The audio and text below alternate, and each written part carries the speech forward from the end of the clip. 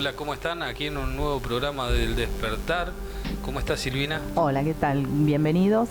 Y bueno, hoy traemos un tema súper importante para todos ustedes. Hablamos de los estigmatizados y los cuerpos incorruptibles, Pablo. Sí, bueno, y además está agradecer a todos los que nos escriben, los que nos mandan mensajes, agradecer a todos nuestros suscriptores y bueno, ahora vamos a dar lugar al audio de Elena Herrera, que nos da una introducción al tema que traemos hoy. La incorruptibilidad es la propiedad de un cadáver, generalmente humano, de no descomponerse después de la muerte, a pesar de no haber sido embalsamado o preservado de manera alguna. Es atribuida en algunas religiones a la intervención divina. Una momificación natural es un fenómeno que consiste en la desecación del cadáver por evaporación del agua de sus tejidos, lo que hace imposible el desarrollo de los gérmenes, deteniendo así el proceso de la putrefacción. El resultado es que la forma exterior del cuerpo se conserva bastante bien, hasta el punto de poder reconocerse las facciones del difunto. Estos fenómenos se han manifestado dentro de algunas instituciones religiosas. En el budismo, si bien son menos conocidos en Occidente, se han descubierto unos pocos casos, sobre todo por la cremación de sus muertos. Se sabe que existen cadáveres incorruptos dentro del budismo.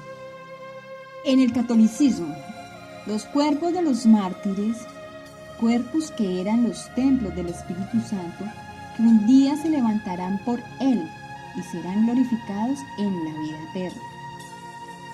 La Iglesia Católica, entre otras, ha considerado tradicionalmente la incorruptibilidad cadavérica de determinados personajes, particularmente los santos y beatos, como un signo milagroso de su santidad. Y por esta razón son muchos los cadáveres llamados incorruptos que se veneran en santuarios católicos. 2 capítulos fueron dedicados por el Papa Benedicto XIV en la Cadaverum Incorruption, en la que se trata sobre la veneración de las reliquias de los santos. La creencia de que un cadáver incorrupto era la señal de la gracia divina se constata en Occidente desde al menos una edad. Estigmatizados. En la fe cristiana, los estigmas son señales o marcas que aparecen de forma espontánea en el cuerpo de alguna persona, casi siempre mística, estáticas. Estas heridas son similares a las infligidas sobre Jesús de Nazaret durante su crucifixión, según la iconografía cristiana tradicional, y van precedidas y acompañadas de tormentos físicos y morales. Suelen aparecer en las manos, pies y costado derecho, y a veces también en la cabeza y en las espaldas, lo que recuerda la coronación de espinas y la flagelación de Jesús de Nazaret.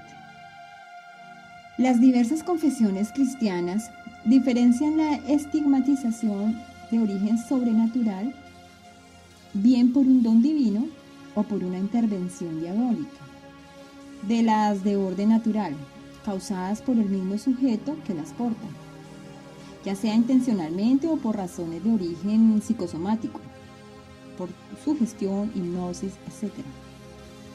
La Iglesia Católica, cuando los considera auténticos y don divino, afirma que son participación de los sufrimientos de Jesús. Reconoce algo más de 300 casos de estigmatizados. Estos pueden ser visibles o no, sangrientos o no, permanentes o no. Los estigmas invisibles, según la Iglesia Católica, pueden producir tanto dolor como los visibles. Bueno, acabamos de escuchar sobre el tema. Ahora vamos a dar presentación a Rubén Rajich, nuestro invitado. Adelante, Rubén. ¿Qué tal? Buenas, chicos. Hola, ¿Cómo están? Rubén. ¿Todos bien? Bien. Bueno, Bienvenido. gracias a la gente, a nuestros seguidores del canal por estar de nuevo con nosotros. Y el disparador de este tema de hoy fue el reciente caso de Carlo Acutis, este joven italiano, nacido en Inglaterra, pero italiano, de familia italiana. Y no queremos imponer una verdad. Andaremos o surcaremos distintos caminos y tomar diferentes datos para acercarnos a una verdad, a este fenómeno de cuerpos incorruptibles que asombra al mundo, ¿no? Pero que mucha gente no conocía y que salta a la luz, vuelvo a repetir, con el caso de Carlo Acutis.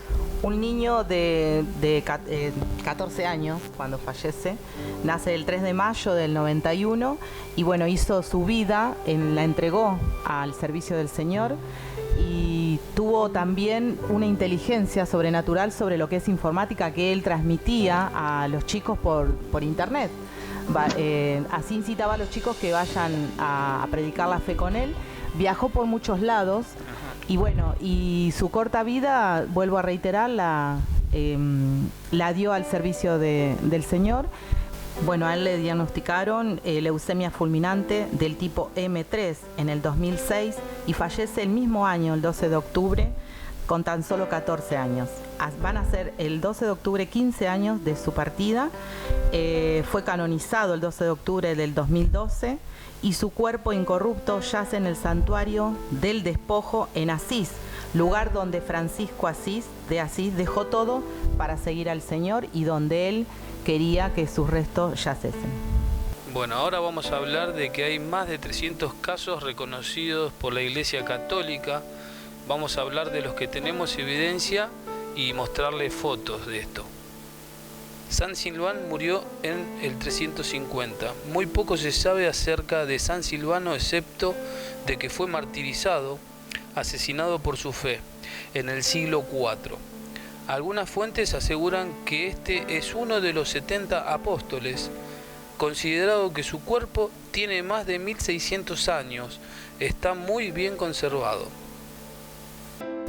Bien, y ahora vamos a conocer la historia de Santa Cita, que fallece en 1272, trabajadora doméstica y santa italiana. Patrona de la ciudad de Lucca, sus emblemas son las llaves, símbolo del servicio, y las azucenas, símbolo de la pureza. En ocasiones también se suele presentar con un balde en la mano. El nombre Cita es una variante toscana de cita, que significa muchacha, y por extensión virgen. Su cuerpo momificado permanece aún en este templo y es objeto de peregrinaciones. Su culto fue aprobado en 1696 por el Papa Inocencio XII. De la misma manera encontramos el caso de San Vicente de Paul, fallecido en el año 1660. Es una de las figuras más representativas del Renacimiento católico en la Francia del siglo XVII. Fue fundador de la Congregación de la Misión, también llamada de Misioneros de Paules, lazaristas o vicentinos en el año 1625, y junto a Luisa de Marillac, de las Hijas de la Caridad, en el año 1633, fue nombrado limosnero real por Luis XIII, función en la cual abogó por mejoras en las condiciones de los campesinos y aldeanos. Realizó una gran labor caritativa, sobre todo tras la Guerra de la Fronda, una de cuyas consecuencias fue el incremento de menesterosos en su país. Una de sus frases más representativas es: los pobres son nuestros amos y señores. Ahora presentamos a Santa Verónica Giuliani, que murió en el año 1727. Úrsula Giuliani fue una mística que perteneció a la orden de Clarisas Capuchinas, elevada a los altares de la Iglesia Católica con el nombre de Santa Verónica Giuliani. En su infancia, si bien en un principio destacaba por ser traviesa, caprichosa e impulsiva, apoyada por sus hermanas, va desarrollando progresivamente gran piedad y espíritu de oración. En este contexto comienzan a aparecer sus deseos de ser monja, los cuales se fortalecen a través del tiempo. Su padre se esforzó por hacerla desistir de sus ideas y que contrajera matrimonio, pero tras varias luchas con sus parientes, con fe y oración, Úrsula consiguió ingresar al monasterio. Como un hecho extraordinario, más en su biografía, en su autopsia realizada por el médico Gentili ante autoridades civiles y eclesiásticas, se encontró con su corazón, tenía grabado la cruz y los instrumentos de la pasión de Cristo, tal y como la santa habría relatado en su diario. Vamos a conocer ahora a esta santa, Santa Teresa Margarita, que fallece en 1770 y nació en Arezzo, Italia. De noble familia, el 15 de julio de 1747. Se llamó Ana María. Fue un alma contemplativa desde muy pequeñita. Con frecuencia se quedaba ensimismada y preguntaba: «Decidme, ¿quién es ese Dios?». Atraída por el lema de San Juan, Dios es amor, Juan 1, versículo 16. Y nosotros hemos conocido y creído el amor que Dios tiene para con nosotros. Dios es amor, y el que permanece en amor permanece en Dios, y Dios en él. El 1 de septiembre de 1764 ingresó en el Carmelo de Florencia, y el 11 de marzo de 1765 vistió el hábito tomando el nombre de Teresa Margarita del Sagrado Corazón de Jesús. Durante toda su vida vivió el lema: escondida con Cristo en Dios. Más que maestra, un continuo y magnífico testimonio de vida espiritual. Fue el apóstol del Sagrado Corazón y de la Santísima Virgen del Carmen, a la que amó entrañablemente. Su lema, como fiel heredera del espíritu del Carmelo, era padecer y callar, y había tomado como pauta de su vida vivir escondida con Cristo en Dios. Encontramos también el caso de San Juan María Vianney, este cura párroco de la comunidad de Ars, en Francia, proclamado patrono de los sacerdotes cristianos, especialmente de los que tienen cura de almas, párrocos. Nació el 8 de mayo de 1786 en Dardilly, al noreste de Lyon. Fue el cuarto de 6 hermanos de una familia campesina. A los 32 años fue ordenado sacerdote y enviado al pueblo de Ars, siendo modelo de los pastores por su desinterés, su caridad, su pobreza, penitencia, sencilla y cálida palabra, y por su asiduidad en el confesionario. A él acudían sabios e ignorantes, en demanda de consejo, convirtiéndose su parroquia en un centro continuo de peregrinación. Murió en 1859 y fue canonizado por su santidad Pío XI en 1925, quien lo proclamó patrono de los párrocos y pastores de las almas. Bueno, ahora presentamos al Papa Pío IX, que murió en 1878, fue Papa desde 1846 hasta 1878 y último soberano de los estados de la Iglesia Católica. Su pontificado de 31 años y medio fue el más largo de la historia de la Iglesia, si exceptuamos el del apóstol San Pedro, cuyo pontificado fue entre 34 y 37 años. Sepultado en las grutas vaticanas en 1881, sus restos mortales fueron trasladados a la Basílica Romana de San Lorenzo de Fuori, Lemura. Cuando el cortejo se aproximaba al Tíber, un grupo de romanos anticlericales amenazó con arrojar el ataúd al río. Solo la llegada de un pelotón de soldados salvó sus restos. Vamos a conocer a Santa Bernadette de Lourdes, fallece en 1879. Lourdes, 7 de enero de 1844, Nevers, 16 de abril de 1879. Fue una pastora francesa. La Iglesia Católica la canonizó el 8 de diciembre de 1933. Tras dar su confirmación a una serie de apariciones marianas que afirmó haber tenido en 1858, su cuerpo se encuentra incorrupto y puede verse en el convento de Nevers, dentro de un féretro de cristal. Su festividad se celebra el 16 de abril, aniversario de su muerte. Es patrona de los enfermos, de las personas ridiculizadas por su piedad, de los pobres y de las pastoras y pastores. Fallecido en 1888 se encuentra San Juan Bosco. Fue un sacerdote católico, educador y escritor italiano del siglo XIX. Fundó la Congregación Salesiana el Instituto de las Hijas de María Auxiliadora, la Asociación de Salesianos Cooperadores, el Boletín Salesiano y el Oratorio Salesiano.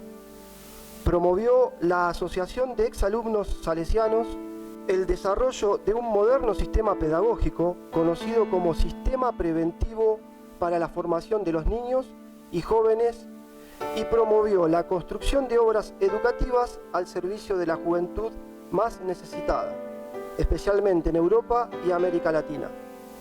Fue uno de los sacerdotes más cercanos al pontificado de Pío IX y al mismo tiempo logró mantener la unidad de la Iglesia durante los duros años de la consolidación del Estado italiano y los enfrentamientos entre este y el Papa, que ocasionaron la pérdida de los llamados Estados Pontificios y el nacimiento de la República de Italia. Fue autor de numerosas obras, todas dirigidas a la educación juvenil y a la defensa de la fe católica, lo cual lo destaca como uno de los principales promotores de la imprenta de su siglo. Ahora presentamos a Beato Juan XXIII, que murió en 1963, fue pontífice romano en el año 1958 a 1963. Fue beatificado en el año 2000 por el Papa Juan Pablo II durante el jubileo de dicho año. En la memoria de muchos, el Papa Juan XXIII ha quedado como el Papa bueno o como el Papa más amado de la historia. También es honrado por muchas organizaciones protestantes como un reformador cristiano. Tanto los anglicanos como los protestantes conmemoran a Juan XXIII como un renovador de la Iglesia. Cuando fue exhumado en el año 2000, se halló que su cuerpo, gracias al excelente embalsamado al que fue sometido, estaba totalmente incorrupto, estando en la misma posición en la que había sido enterrado en 1963. Sus restos actualmente descansan en la Basílica de San Pedro, en Roma. Así podríamos seguir con muchos casos más reconocidos en el cristianismo. Bueno, y acá le trajimos todo esta recopilación de los más destacados que nos pareció a nosotros, elegir estos cuerpos incorruptibles, estos santos beatos. Y bueno, seguimos trayendo más información con todo esto, Rubén.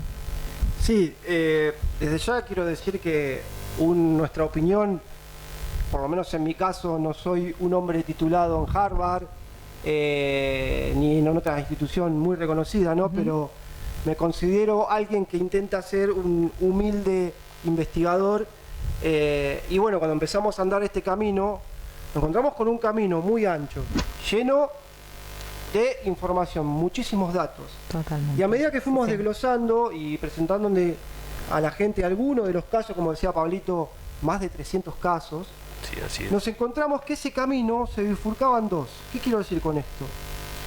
Hay condiciones climáticas, de humedad, de temperatura, que pueden llevar a un cuerpo a una perfecta conservación. Esto es lo que vemos, y aquí donde digo esta bifurcación, donde hay un camino que toma hacia la izquierda y otro hacia la derecha, ¿no? Pero hay estos, como decíamos bien, estos cuerpos que se notan notablemente como un cadáver. Realmente hay un deterioro en el tejido. Pero encontramos si tomamos el camino de la derecha, vemos cuerpos imperennes, como si estuvieran dormidos, que es el caso de Santa Bernardita, Padre Pío, o casualmente, que hoy me voy a atrever, lo dice en mi corazón, no teníamos programado esta fecha, hoy casualmente se cumple el aniversario del abandono espiritual, el abandono del cuerpo de Paramahansa Yogananda, este gran maestro que camina muy cerquita ahí a Jesucristo. Ese abandono físico él lo llamó Maha Samadhi, espero haberlo pronunciado bien, es el abandono espiritual del cuerpo. Y sin casualmente, muerte, no, discúlpame, sin muerte. Porque no se sabe hasta el día de hoy qué es lo que pasó en ese momento. Exacto, él a sus seguidores más cercanos, él le avisó ese día que daba la conferencia que iba a abandonar su cuerpo, que la muerte no existe, Claro, obviamente exacto. está en sus enseñanzas, en todos sus libros, y él sabía que iba a dar esa conferencia en Estados Unidos y su espíritu iba a abandonar ese vehículo. Así que casualmente hoy se cumple el aniversario y lo dedico con mi corazón a uno de los grandes maestros que enviaron desde el cielo para transmitir una sola verdad, ¿no? Porque las religiones no existen. Exacto. Y cuando uno empieza a investigar, encuentra que, no sé, como es Yogananda, como es Buda, como es Krishna, todos hablaban en distintos lenguajes, pero sus enseñanzas hablan de lo mismo. La única verdad, exacto, totalmente. El camino hacia un solo Dios. Y también tenemos las distintas, como vos bien ibas a decir, conservaciones de los cuerpos. ¿De qué conservaciones hablamos? Exacto, exacto. Cuando tomamos el camino de la izquierda, que bien mencionaba, que hay condiciones climáticas o, como decía, de humedad, carencia o exceso de humedad, encontramos tres casos. El más conocido para todos nosotros es la momificación, donde interviene la mano del hombre, ¿no? Donde se extraen partes del cuerpo internas. Y donde se inyectan cosas. Claro, se extrae, creo que se hace una extracción de todos los fluidos para evitar que esa humedad atraiga microorganismos que contribuyan a la descomposición del cuerpo. Eso es la momificación, que la conocen todos. Pero encontramos otra que es la saponificación, que viene de la palabra, creo, de la cera o algo así. O jabón.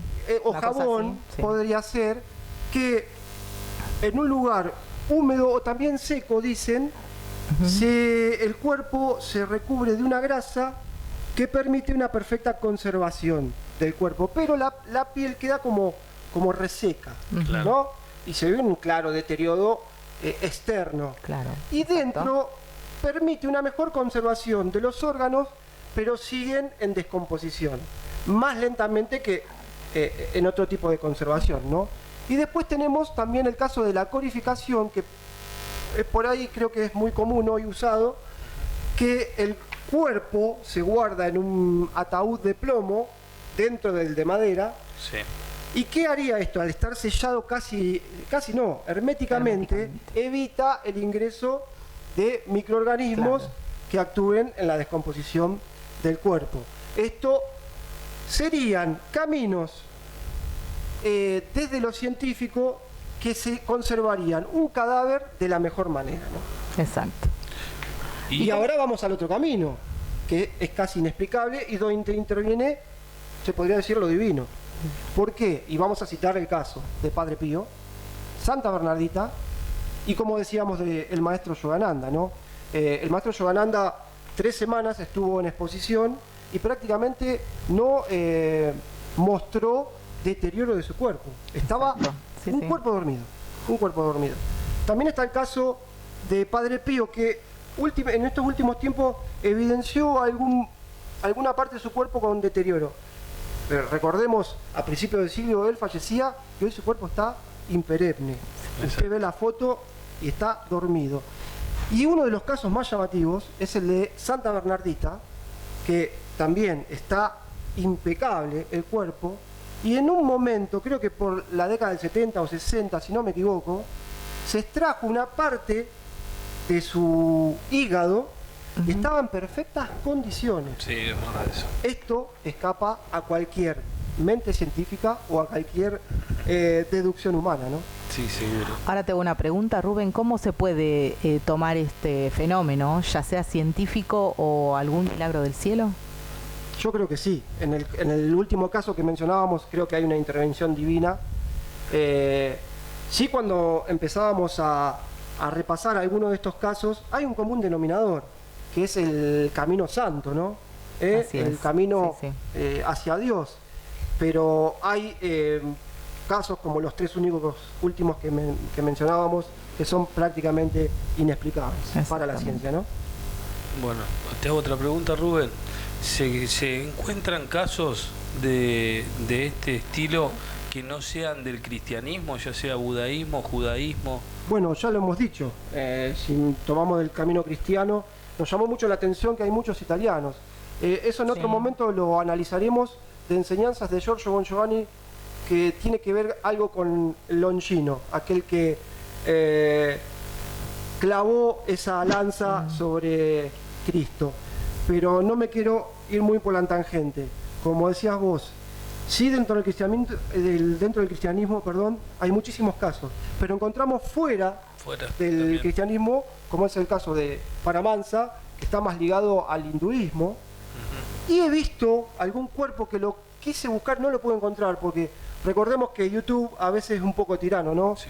Uno a veces encuentra un material y de golpe por cuestiones de copyright o algo, lo borran. No lo pude encontrar, pero yo recuerdo muy bien en algún momento ver un cuerpo de un indio Sioux, si no recuerdo mal, que estaban en las mismas condiciones. Entonces esto habla, y que casualmente mencionamos el tema de las religiones que no existen. Claro. Los caminos de Dios pueden ser muchos, pero tienen un solo final. Exactamente. Vamos ahora a un corte y seguimos en el otro bloque con los estigmatizados. The Bon Giovanni Family, la voz de los extraterrestres. El sitio web oficial de Giorgio Bon Giovanni. Documentos, imágenes y testimonios sobre una de las historias más extraordinarias de todos los tiempos. La aparición de los estigmas y las investigaciones médico-científicas.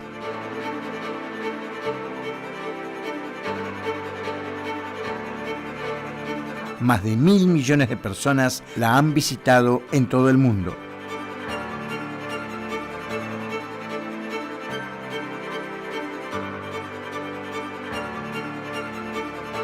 Videos y entrevistas exclusivas sobre el fenómeno extraterrestre.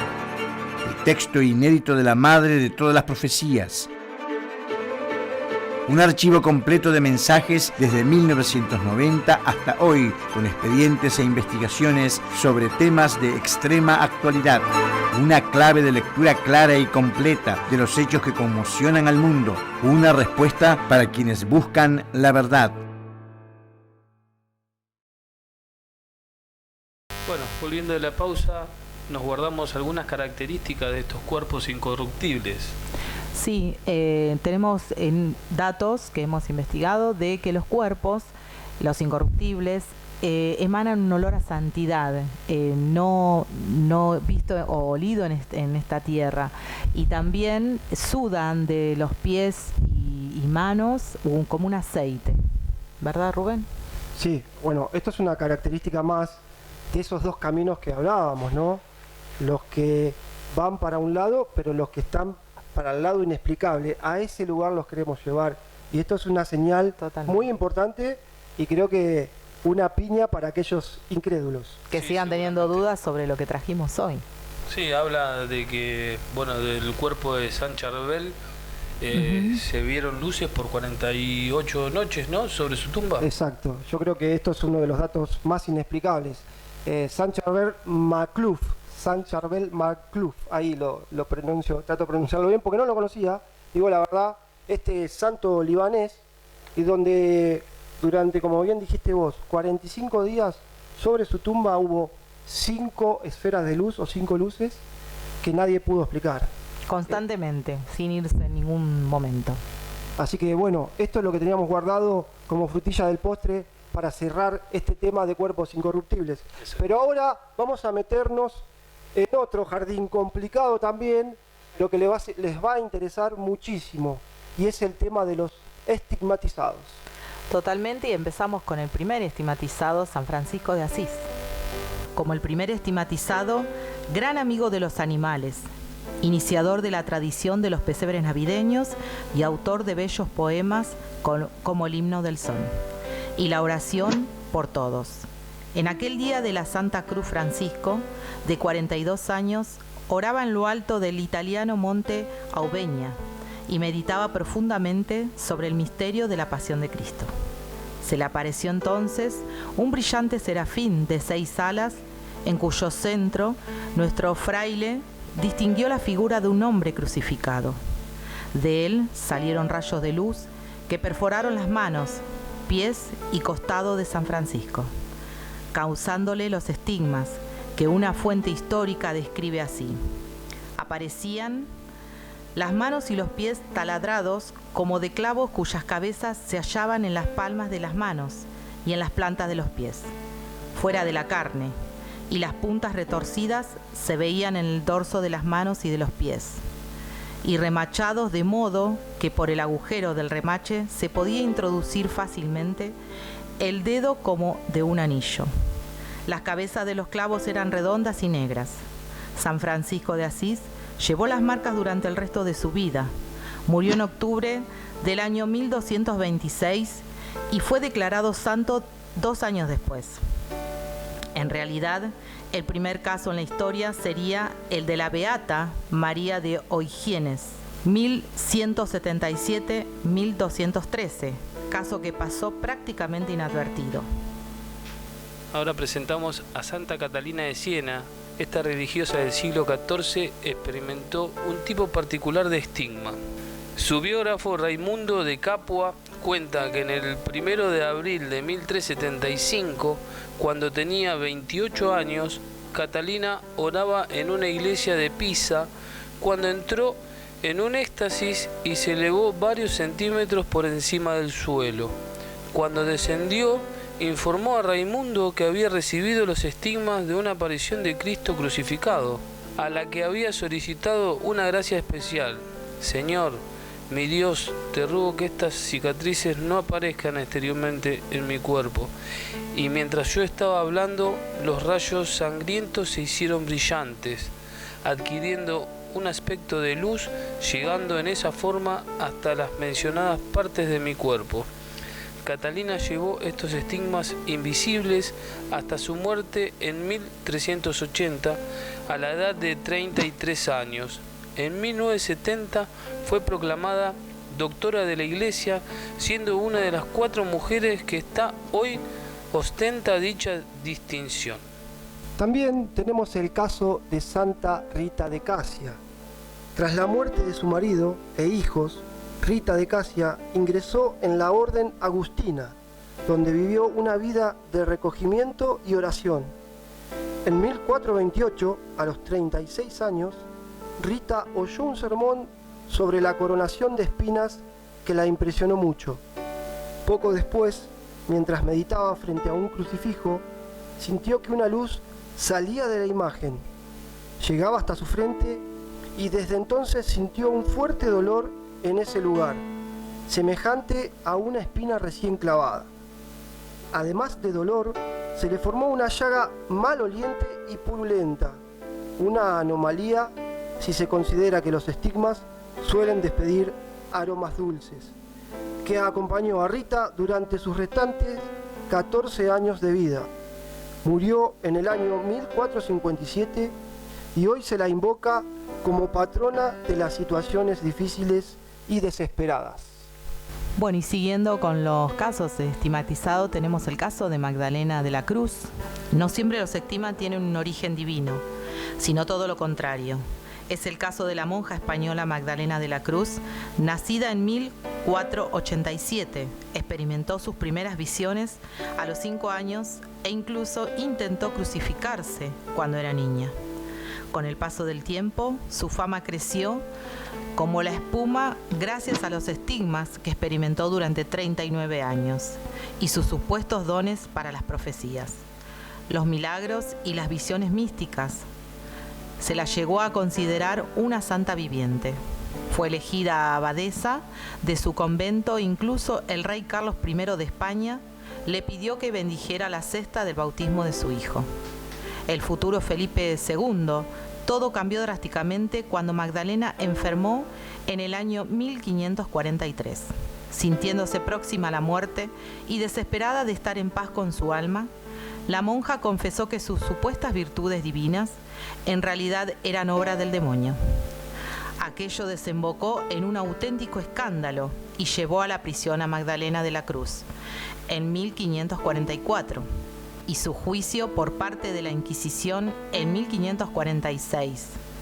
A causa de su fama y sus buenas conexiones de la nobleza, la otrora santa se salvó de la hoguera, pero fue condenada a pasar el resto de su vida en un convento de clausura en Andújar, donde soportó humillaciones, como la de tumbarse todos los días en el suelo frente al comedor para que las demás religiosas caminaran sobre ella, Murió en el año 1560. Ahora vamos con el caso del Padre Pío, quizás es el caso más famoso entre los estigmatizados y estudiado de todos los tiempos. Nació como Francesco Forgione en 1887, pero se le conoce mejor como el Padre Pío, nombre que adoptó tras ordenarse monje capuchino a comienzos de los siglos XX. En 1914 fue destinado al pueblo italiano de San Giovanni Rotondo, donde viviría durante los siguientes 54 años. El 20 de septiembre de 1918, tras celebrar misa y un misterioso personaje hizo aparecer los estigmas en el cuerpo del Padre Pío, el sacerdote sufriría a partir de entonces terribles dolores durante el resto de su vida, llegando en ocasiones a perder hasta 100 gramos de sangre arterial diaria. También afirmaba sufrir ataques del demonio. Las autoridades eclesiásticas recelaron de él y por varios años le prohibieron salir de su celda, celebrar misa, contestar cartas o escuchar confesiones. Asimismo, sobre el religioso italiano cayeron también acusaciones de fraude. Al final fue rehabilitado, pues el Padre Pío contaba con una enorme feligresía que abarrotaba la iglesia para oír sus misas y observar sus estigmas, que el sacerdote ocultaba con guantes sin dedos.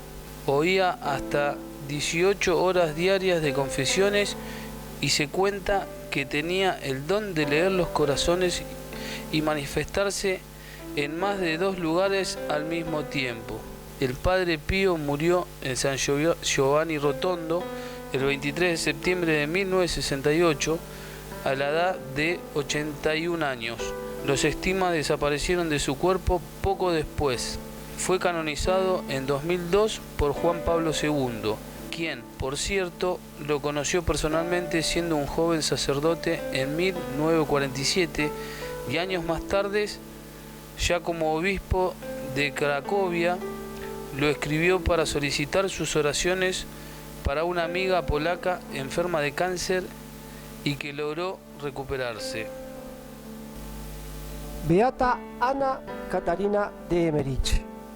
En cierta ocasión, un famoso actor y director de cine oraba en su estudio y buscaba inspiración para su próxima película cuando un libro cayó de su biblioteca.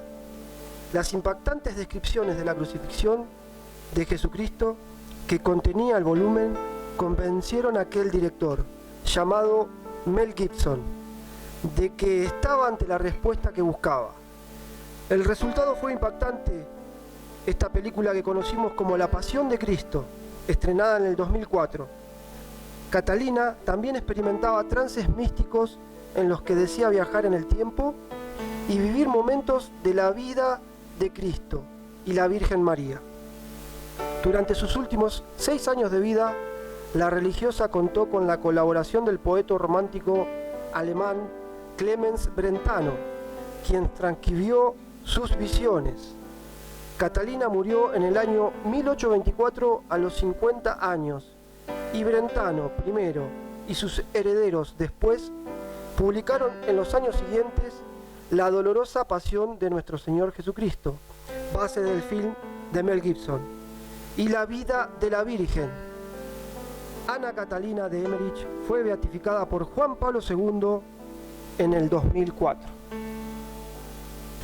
Y ahora veremos el caso de Teresa Newman, la estigmatizada más analizada de la historia. Nacida en 1898, Teresa quedó ciega y paralítica a los 20 años tras sufrir un grave accidente, pero se recuperó años más tarde en 2 fechas importantes para ella: las de la beatificación y canonización de Santa Teresita del Niño Jesús. En 1926 sufrió sus primeros estigmas y desde entonces siguió experimentándolos todos los viernes durante el resto de su vida. Asimismo, limitó su alimentación a agua y una hostia consagrada diaria a las 6 de la mañana. Los estigmas de Teresa Newman se hicieron famosos por su espectacularidad. Sangraba entre la medianoche del jueves y la tarde del viernes. Además de las tradicionales marcas de manos, pies, costado y cabeza, derramaba abundante lágrimas de sangre. Cada viernes Teresa perdía medio litro de sangre y más de 3,5 kilos de peso corporal, pero se recuperaba totalmente el domingo. Igualmente, se cuenta que era capaz de expresarse en lenguas que desconocía, como el arameo, el griego o el hebreo.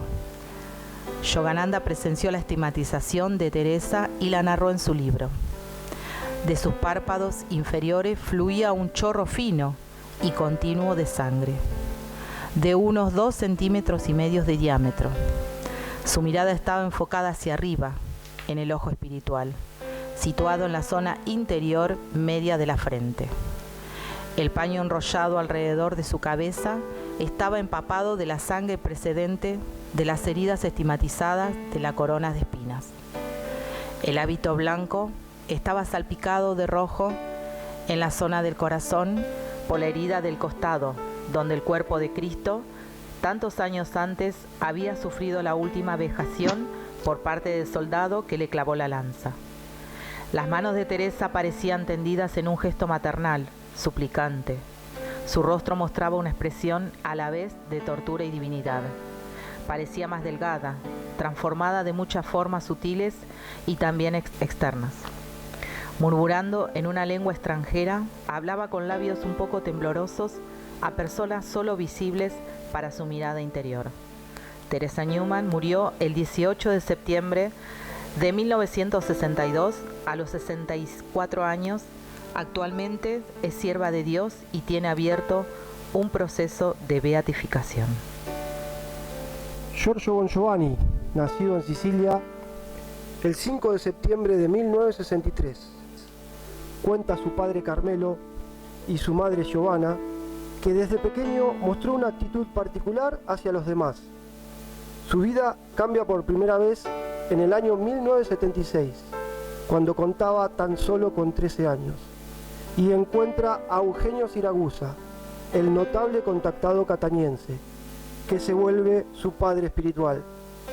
Eugenio despierta a Giorgio a la conciencia universal, lo sigue y lo educa con enseñanzas cósmicas, que en algunos casos son confirmaciones y explicaciones de experiencias que Giorgio ya había vivido, avistamientos de globos luminosos y encuentros con seres especiales, de cuya real esencia tomará conciencia en el curso de los años. La Virgen invita a Giorgio a trasladarse a Fátima porque allí le daría un signo para toda la humanidad, el 2 de septiembre de 1989. Allí nacen sus estigmas con un sagrado permanente y diario. Hoy en la actualidad ya no es tan seguido, pero el contacto no se ha perdido, ni tampoco sus mensajes para toda la humanidad. En Fátima, Portugal, es el 2 de septiembre del 1989. En la plaza cerca del Gran Santuario, un joven italiano de 26 años, Giorgio Bongiovanni, cae en éxtasis bajo la gran encina. Ve salir de un gran globo luminoso Miriam, la Madre Celeste, que varias veces desde abril de ese mismo año se le aparece pidiéndole que vaya a Fátima, donde le habría dado un signo que todos habrían visto. El joven ve partir del pecho de la Virgen, adornado con una rosa blanca, 2 rayos luminosos que lo golpean en las palmas de sus manos. Pasan las horas y también la parte posterior se abre. Giorgio siente un gran dolor y entiende que se trata de los estigmas. Desde este momento, la vida de Giorgio Bongiovanni cambia para siempre. Vuelve a casa, donde lo esperan su joven mujer Lorella y su hijo Giovanni, ya dispuestos a compartir su sufrimiento y la bendición que el milagro de los estigmas encierra en su misterio. La primera parte de la misión de Giorgio se concentra en la difusión del tercer secreto de Fátima, que la Iglesia Católica, tutora de la única vidente que vive todavía, Lucía dos Santos, tendría que haber difundido en el 1960. Solamente en el 2000, Juan Pablo II ha permitido la difusión del mismo, pero muchos han replicado y considerado parcial la versión oficial.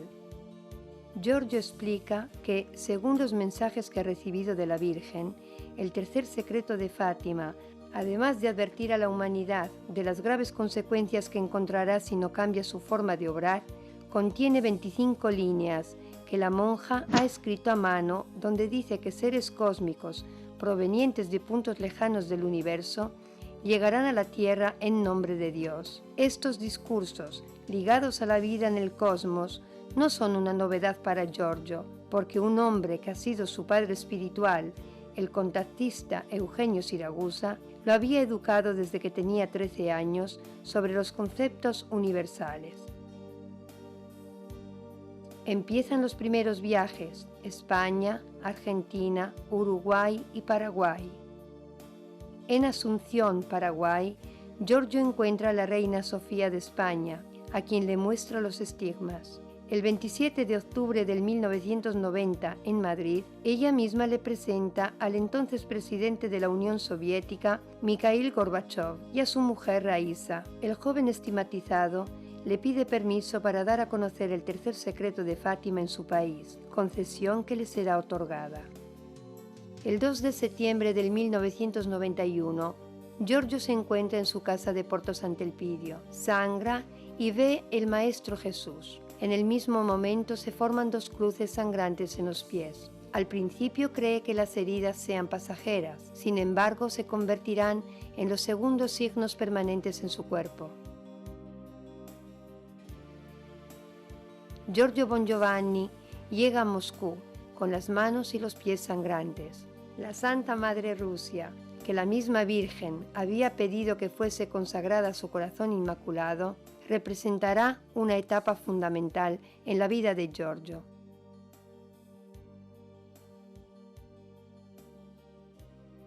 Giorgio va también en África, un continente particularmente querido por él, por la profunda conmoción que le suscitan el sufrimiento y la aristocracia de este pueblo martirizado por la miseria, por los horrores de la guerra y las enfermedades. Pide a los millares de personas que se habían reunido que permanezcan unidos en el nombre de Cristo.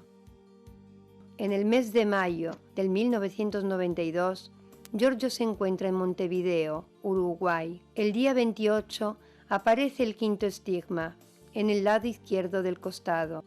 La sangración es abundante y el manar de la sangre dibuja en su cuerpo la forma clara de un cáliz.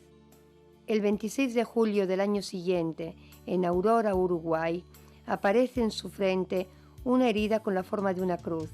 Se trata del 6.º estigma. Antes de volver a casa, Giorgio pasa por la Ciudad de México, donde le entrevista el famoso periodista mexicano Jaime Maussan, que realizaría la única vídeo que existe sobre la vida de Giorgio. De hecho, teniendo máxima confianza en este profesional, consiente que se le hagan análisis y pericias hematológicas, psicológicas y psiquiátricas. El resultado confirma un completo equilibrio mental y diagnostica una diferencia sorprendente entre la rapidez con la que la sangre que sale de los estigmas se coagula, paragonada con la de la sangre de las venas, y el perfume, el de las heridas emana un delicado perfume de rosa. Jaime Maussan presentará a Giorgio al antropólogo alemán Michael Hessmann. Haber conocido estos 2 importantes investigadores, que se harán queridos amigos, significa para el estigmatizado el principio de una nueva fase de su misión. De hecho, Hessmann presenta a Giorgio en el mundo de la comunidad ufológica internacional. El rol de Giorgio es explicar la parte espiritual de la visita extraterrestre en la Tierra. La introducción de conceptos de filosofía cristiana cósmica constituye la base para una verdadera y nueva teología. Gracias a sus experiencias directas y a años de investigación avalada por documentos indiscutibles que encuentra sobre todo en Rusia, Giorgio explica que existen varias razas que nos visitan y que están dirigidas por seres purísimos, que tienen un cuerpo formado completamente de luz pulsante, así como los medios que utilizan para viajar en el cosmos. El 2 de septiembre del 1996, Giorgio cumple 33 años. En Floridia, su ciudad natal, en casa de su hermano Filippo, vive un nuevo milagro. sangra por la corona de espinas y llora lágrimas de sangre. La visión que acompaña el signo es apocalíptica y el mensaje de Jesús promete justicia para los parvulitos de la vida y para la madre tierra que está en agonía. El mismo milagro se repetirá durante 4 años seguidos. Con el pasar del tiempo, la misión de Giorgio se hace más concreta y se orienta hacia lo social y hacia los problemas de nuestro tiempo. Publica 2 revistas mensuales, UFO, La visita extraterrestre y Tercer Milenio, que miran principalmente a relacionar las enseñanzas espirituales y cósmicas con los eventos actuales en nivel mundial. Con este propósito, Giorgio es director de Antimafia 2000, que trata sobre todo de mafia.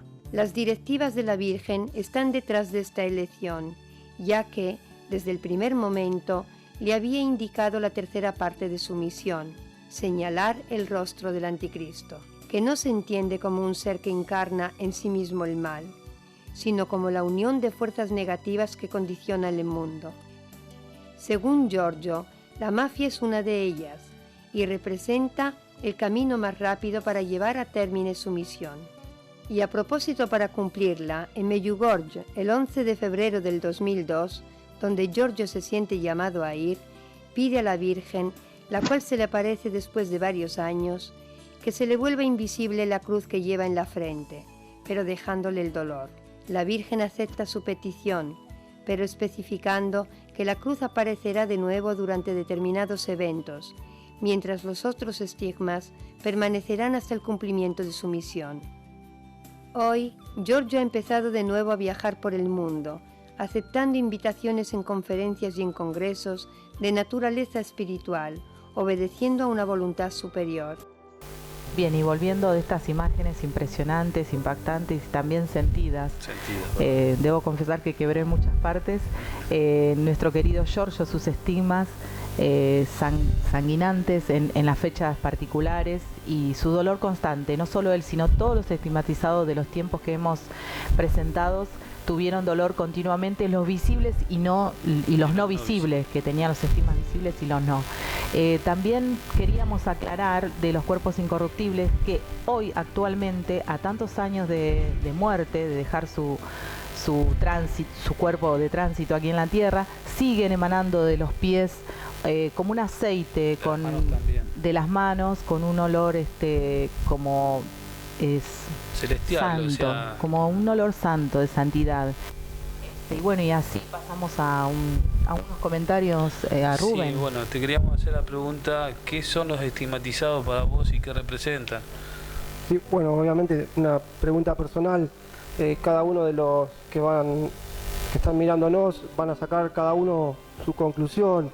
Yo, por la experiencia vivida y sobre todo tener un estigmatizado como Giorgio Bon Giovanni, verlo de cerca, sentirlo de cerca, cualquier esfuerzo que yo intente por transmitir en palabras lo que es tenerlo de cerca, no va a llegar a la gente. Pero para mí, bueno, es un hecho divino, una marca del cielo sin ninguna duda, y más mirando muchos de estos casos que también, haciendo un paralelismo con los cuerpos imperennes, todos han hecho un camino de santidad, ¿no? Volviendo al caso de Giorgio Bon Giovanni, bueno, uno viendo su obra, lo que ha hecho por el hambre en parte del mundo, porque se ve limitado, ¿no?, económicamente. Él, si podría, creo que ayudaría a todo el mundo. Bueno, ayudó en el África, aquí en Latinoamérica, viendo su obra, no quedan dudas, ¿no? Realmente, tomando el estigma como un elemento de un gran rompecabezas, y si tomamos los estigmas, los cuerpos incorruptibles, luces en el cielo, cruces en el cielo, los círculos de trigo dejados por nuestros hermanos cósmicos, con mensajes para la humanidad. Totalmente. Y para ciertos elegidos, porque no todos pueden ser decodificados. Si uno empieza a recoger todas esas señales, evidentemente para nosotros que estamos humildemente en la búsqueda de Dios, uno va armando gran parte de ese rompecabezas y te va dejando sin ninguna duda de la existencia de un Dios amoroso, pero poderoso a la vez, y que hay que temer de su ira. Que eso en algún momento lo ahondaremos con más profundidad. Giorgio Bongiovanni recalca esto, la existencia de esta divinidad y de muchos seres que trabajan para él. También debo decir, yo por lo menos en lo personal, para mí es latente que es un milagro viviente los estigmas, ¿no? De, por lo menos en este caso de Giorgio, que somos, porque él es diabético y no se infectó, nunca se infecta, entonces es como, y vuelve a esa herida. Sí, entonces, de todas maneras vamos a dejar el linkeo, ¿te parece, Fabi? Abajo, por si alguno duda de esto. Totalmente. Si hablamos de Teresa Newman o de Padre Pío, por ahí están muy lejanos a nuestro tiempo. Citamos a Giorgio Bongiovanni porque es contemporáneo, es actual. Y él se sometió dolorosamente a un tratamiento muy doloroso, ya de por sí, con tener los estigmas que hasta le impide para su aseo personal del día a día. Realmente es un dolor que convive minuto a minuto. No es un dolor de cabeza que tenemos nosotros, es constante estas marcas en su cuerpo. Y él se sometió 2 veces a psicólogos y médicos en Italia y en México. Ahí están los resultados que la ciencia no pudo echar por tierra, que esto sea no una señal divina. No sé si viene otra pregunta sobre casos generados o falsos. Claro, psicomáticos, y pueden ser psicosomáticos. Mirá, investigando uno, puede haber algún caso psicosomático. El mismo Giorgio Bongiovanni dice, puede ser generado por mi mente, puede ser, lo dice, pero después de cómo su realidad fue cambiando, su entorno, lo que vivió, la presencia de seres divinos, él se terminó de convencer de que no fue autocreado. ¿Puede haber algún caso? Sí, puede haber. Hubo casos de gente que quiso falsear o llamar la atención por medio de uso de algún polvo químico, o de algún raspado, pero esos rápidamente han sido denostados, ¿no? Pero volviendo al caso de Giorgio Bongiovanni, volvemos a repetir, la ciencia no puede rebatir o decir que sea falso, realmente es inexplicable. Y también hay muchos paralelismos, ¿no? En algunos sanguinados él emana un olor a rosa, no siempre, pero a veces. Eso también es inexplicable. Bueno, vamos a la última pregunta, Rubén. ¿Qué posibilidad existe para que la humanidad pueda comprender este tipo de milagros se produzcan en estas personas? Creo que está relacionado un poco con lo que desarrollamos al comienzo. Totalmente. Creo que esto es una prueba para el que lo porta, una misión, porque muchos han tenido una misión importante para ayudar a esta humanidad a elevarse, pero creo que es la gente, si lo toma como una prueba más del cielo, le va a ayudar a construir ese rompecabezas que es cuál es, de dónde venimos, para qué estamos y hacia dónde vamos. Sí. Eso es, totalmente. Cambia el eje de la vida mundana de cualquier persona. Nosotros podemos decir que cada uno de nosotros vivimos en una experiencia diferente, ¿no? Con respecto a estas cosas, o sea, de que vienen sucediendo. Exacto. Quería leer una breve extracción de qué dice la Iglesia con respecto a esto. Bueno, aquí encontré una extracción breve, voy a leer, de el sitio viviochile.cl. Hizo una extracción de una página que se llama catholic.net. Catholic es con TH, ¿no? Catholic.net, y dice lo siguiente: desde medios católicos, este hecho es considerado un fenómeno místico extraordinario, por medio del cual se presentan en el cuerpo las llagas que tuvo Cristo en vida, antes de morir. Por tanto, se concuerda que su origen es sobrenatural. Esto dicho por medios católicos, ojo. Los estigmas no los vive cualquier persona, sino que únicamente a quienes merecen ser presencia amorosa de Dios en el mundo. Detalla este portal que bien decíamos, catholic.net. Bueno, bien. Bueno, hemos llegado al final de este programa. Espero que lo hayan disfrutado.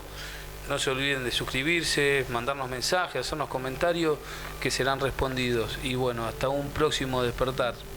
Gracias, chicos, por compartir con ustedes. Dios me los bendiga mucho a ustedes, a Fabián, a Elena y a todos los que están detrás de cámara. Exactamente, hasta la próxima. Y este mensaje súper emotivo que le hemos entregado a ustedes, y cualquier duda, como dijo mi compañero, nos pueden escribir, preguntar, así que hasta la próxima y un placer, chicos, de haber compartido este momento con ustedes. Hasta siempre.